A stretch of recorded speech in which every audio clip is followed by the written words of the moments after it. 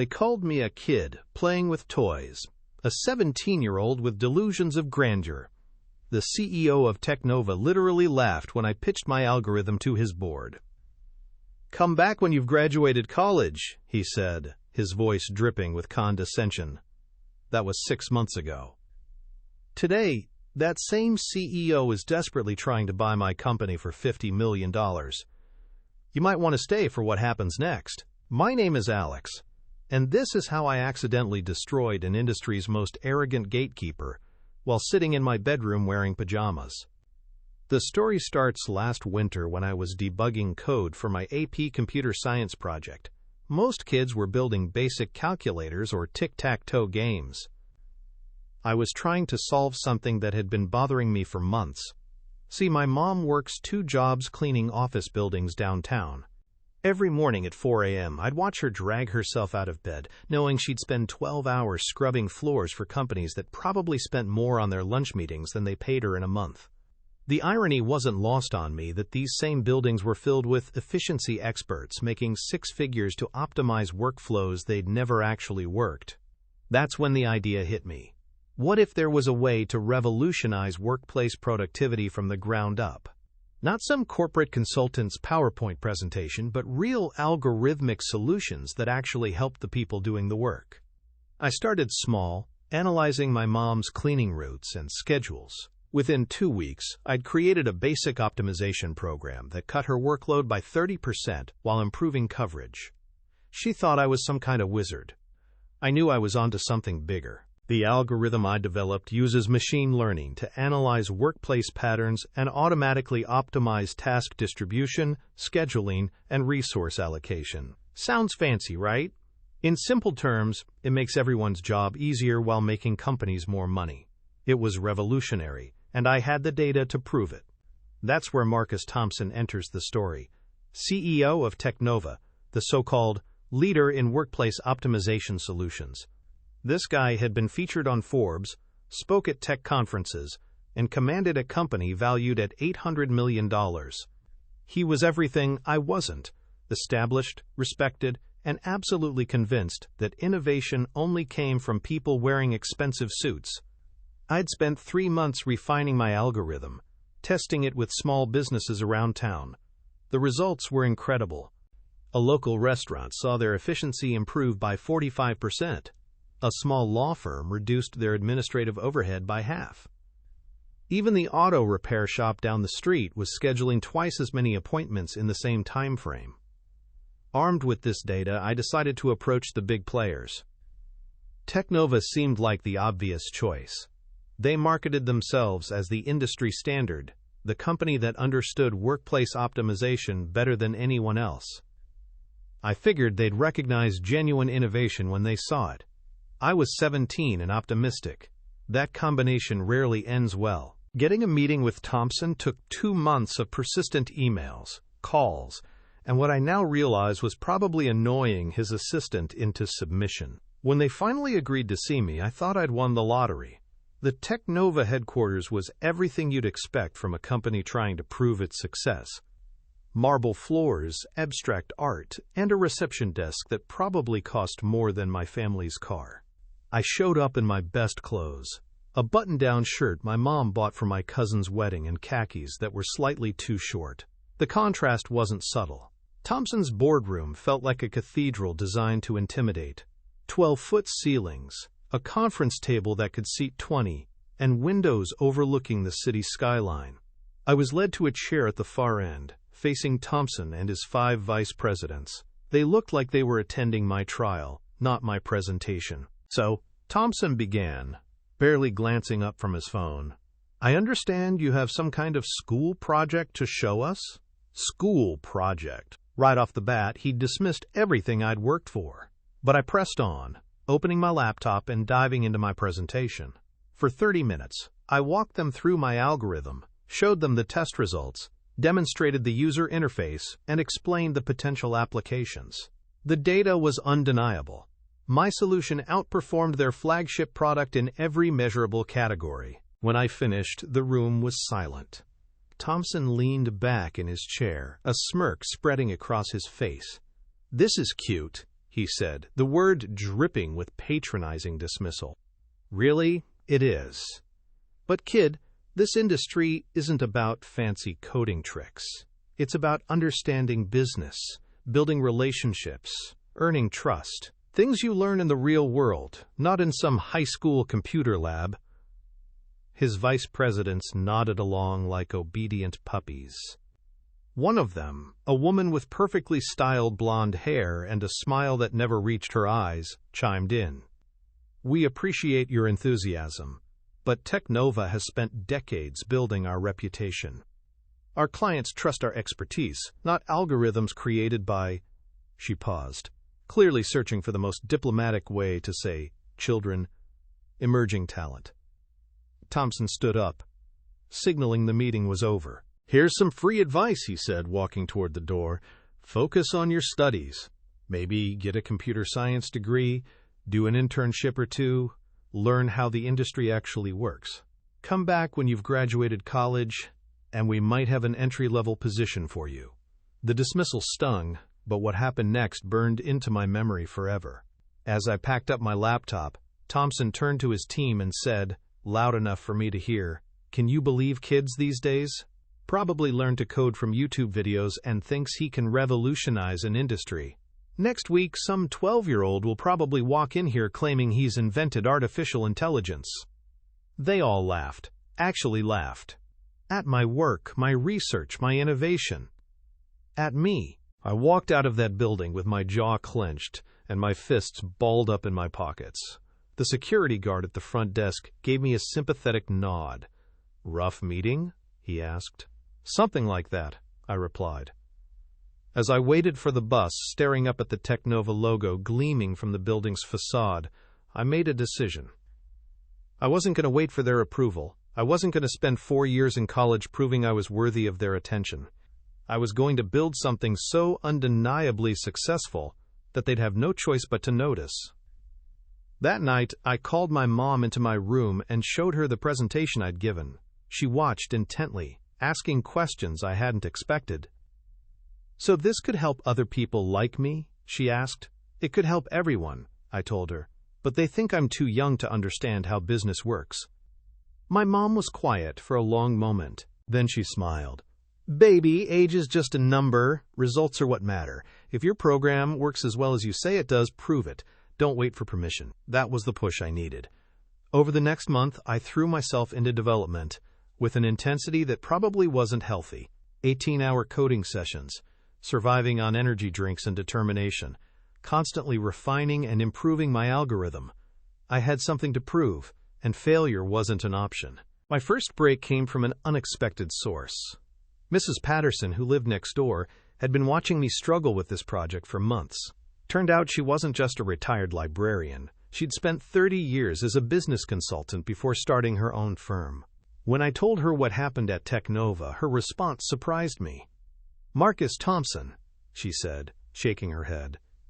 "I knew him when he was climbing the corporate ladder. Decent enough programmer, but he got where he is by being safe, not innovative. His entire business model is built on maintaining the status quo."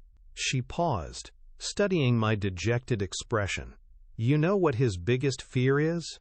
Being made obsolete by someone who actually understands technology better than he does, especially someone who doesn't fit his idea of what a tech leader should look like." Mrs. Patterson offered to help me navigate the business side of launching a company. Within 2 weeks, we'd filed the paperwork for Innovate Lab solutions. My algorithm became our flagship product, Workflow AI. I was 17 years old and officially a CEO. The irony wasn't lost on me. While I was building a real company, Thompson was probably sitting in another boardroom, dismissing another young innovator. But I had advantages he didn't anticipate. No corporate overhead, no legacy systems to maintain, no shareholders demanding quarterly growth, just pure innovation and the hunger to prove everyone wrong. My first real client was Martinez Auto Repair, the shop where my mom's friend Rosa worked as a receptionist.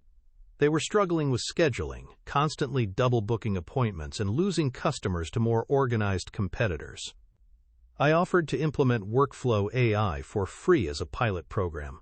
Within a week, their scheduling conflicts disappeared. Within a month, they were booking 30% more appointments. Rosa was ecstatic. "It's like having a genius manager who never sleeps," she told me. Word spread quickly through their network.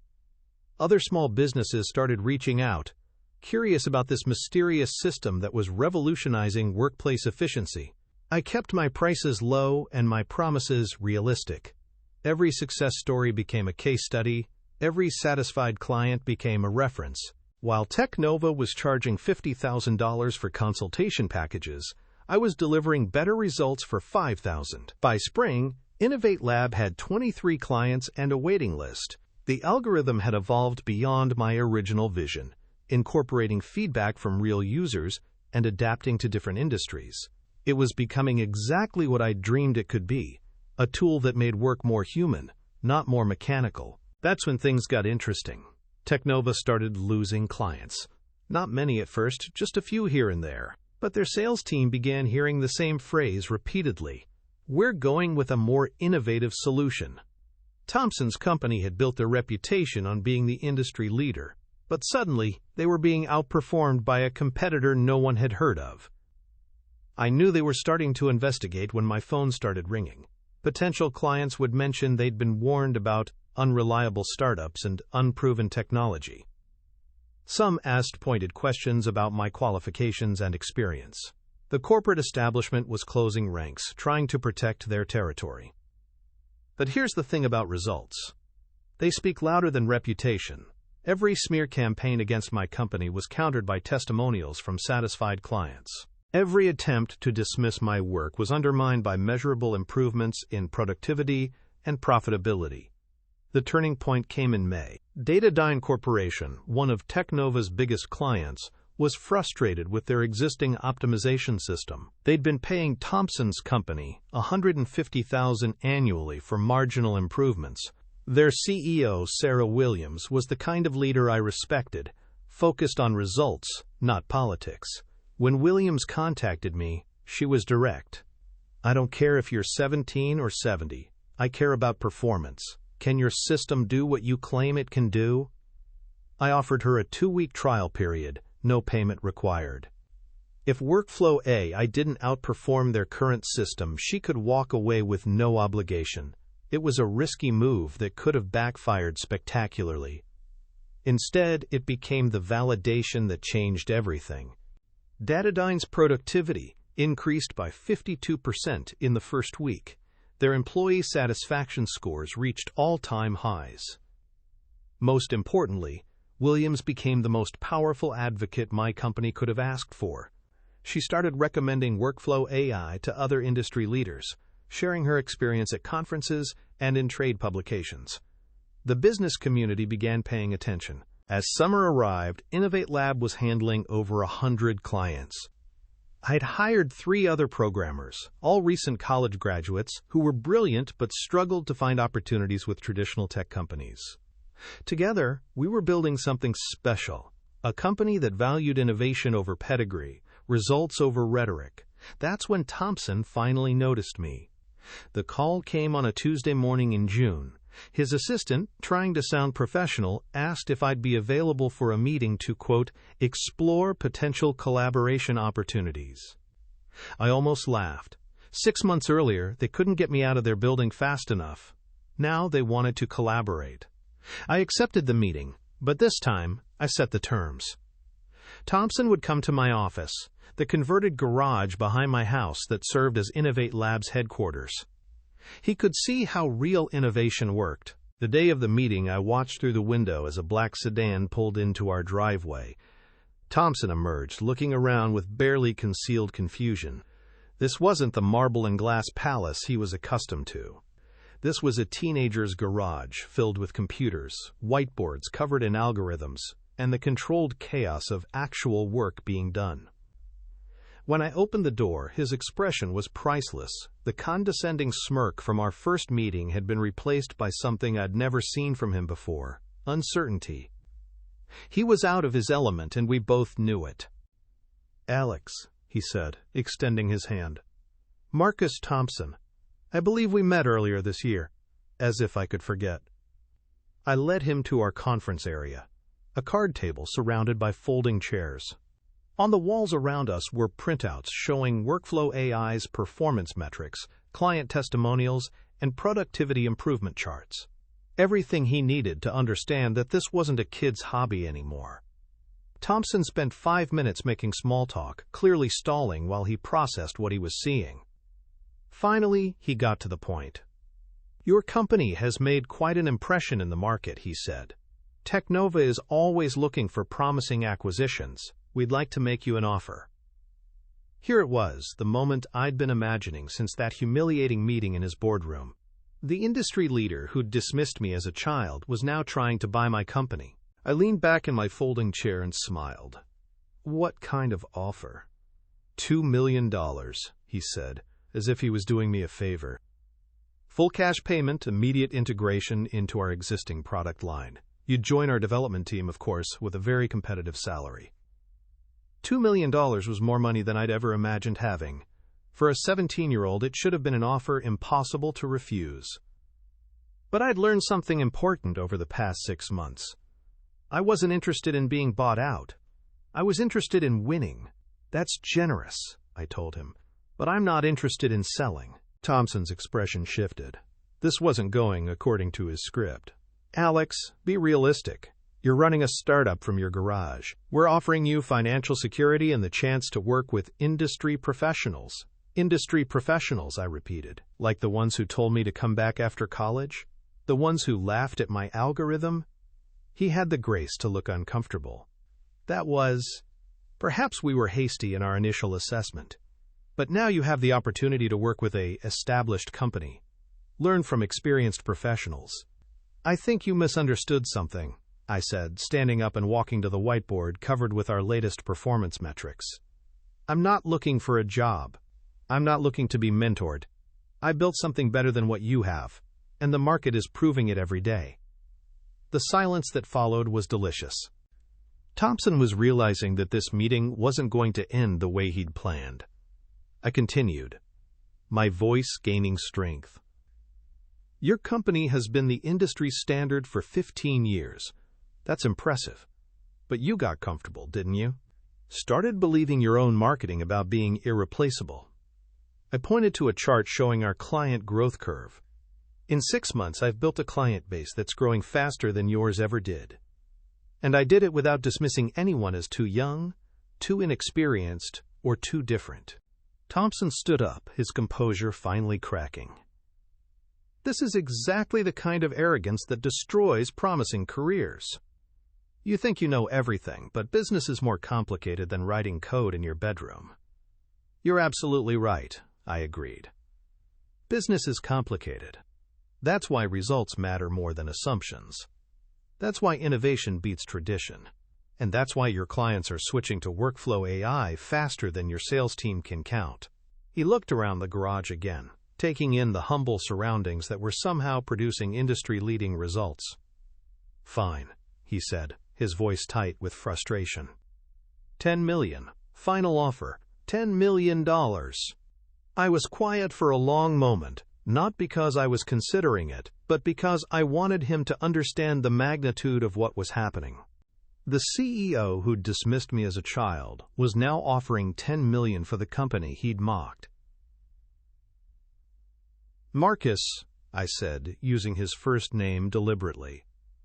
"6 months ago, you told me to come back when I'd graduated college. You laughed at my work. You treated me like an annoyance who was wasting your time." I walked toward him, and for the first time since I'd met him, he actually seemed to be listening. "I didn't come back to prove you wrong. I came back to make you irrelevant. And you know what? It's working." The blood drained from his face as the implications hit him. Innovate Lab wasn't just a competitor, it was an existential threat to everything he'd built. We weren't trying to compete with Technova, we were replacing them. "This meeting is over," I said, opening the garage door, "but I appreciate you stopping by. It's always good to meet with industry professionals." He left without another word, his black sedan disappearing down the street like his relevance in the marketplace. I stood in my garage, surrounded by the chaos of innovation, and realized I'd just experienced the most satisfying moment of my teenage years. Mrs. Patterson appeared at the fence between our yards, having obviously been watching the whole exchange. "How'd it go?" she called out. "He offered $10 million. I told her. "And you said?" I said no. She grinned. "Good boy. Now get back to work. You've got a revolution to finish." The aftermath moved quickly. Technova's stock price dropped 12% over the next month, as more high-profile clients defected to workflow AI. Industry analysts began questioning Thomson's leadership and the company's ability to innovate. Meanwhile, Innovate Lab's client base grew to over 300 companies. We moved out of the garage and into a real office space. I hired a full-time staff and started getting calls from venture capitalists interested in funding our expansion. By August, we were processing optimization requests for Fortune 500 companies. The kid who'd been laughed out of a boardroom was now being featured in business magazines as the teen who disrupted corporate America. Thomson tried damage control, giving interviews about Technova's renewed focus on innovation and their plans to, quote, embrace disruptive technologies. But it was too late. The market had shifted, and everyone knew who was driving the change. The final act of this drama came in September. Sarah Williams, the Datadine CEO who'd become my biggest advocate, was speaking at the National Productivity Conference. She was asked about the changing landscape of workplace optimization, and her answer became the quote that defined the entire story. 6 months ago, the industry leader told a 17-year-old his ideas weren't worth their time. Today, that same teenager is reshaping how we think about workplace efficiency, while that industry leader is trying to convince investors he can still compete. That's not just irony. That's evolution. The video of her speech went viral, generating millions of views and cementing the narrative that would follow Thomson for the rest of his career. He'd become the cautionary tale about dismissing innovation based on age, appearance, or conventional expectations. 3 weeks later, Technova announced Thomson's retirement and their new strategy of acquiring innovative startups. Too little, too late. As I write this, sitting in Innovate Lab's conference room, the one with actual chairs and windows that don't face the street, I'm reflecting on what this journey has taught me. Success isn't about proving doubters wrong, though that's certainly satisfying. It's about proving to yourself that your ideas have value, regardless of who believes in them initially. Thomson wasn't evil, just limited by his assumptions about how innovation works and where it comes from. He expected breakthrough ideas to emerge from traditional sources, established companies, experienced professionals, people who looked and sounded like him. When real innovation showed up in an unexpected package, he couldn't recognize it. That blindness cost him everything. My mom still works her cleaning jobs, though not because she has to anymore. She says the work keeps her grounded, reminds her where we came from. But now she's also Innovate Lab's Director of Community Relations, helping us understand how our technology impacts real people doing real work. She's incredibly good at it. Mrs. Patterson serves on our board of directors and still lives next door. She jokes that she's the only board member who can send the CEO to his room if he gets too cocky. The garage where it all started is now my personal workshop, where I go to think and code when the corporate side of running a company gets overwhelming. As for Thomson, I heard he started a consulting firm focused on identifying emerging talent in technology. The irony is perfect.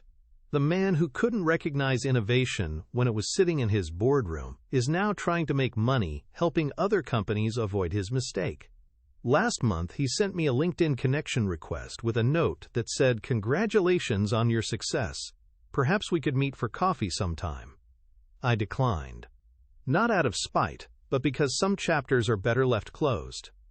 The boy who was told to come back after college never graduated high school in the traditional sense. Instead, I got my GED and enrolled in Stanford's computer science program as a part-time student while running Innovate Lab.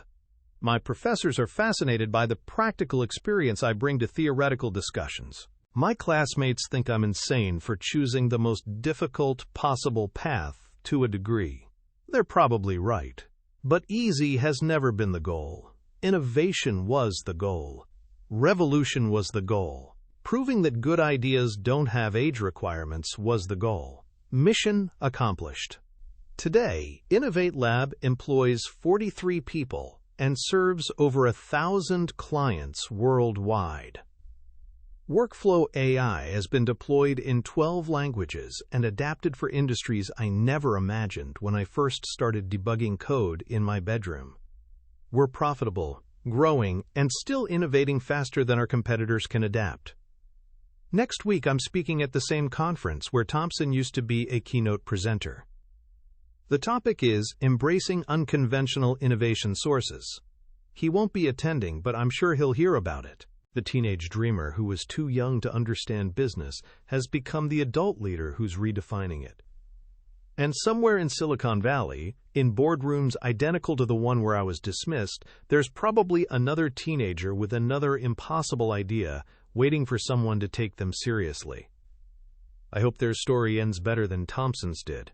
I hope it begins the way mine did, with someone believing that age is just a number and results are what matter.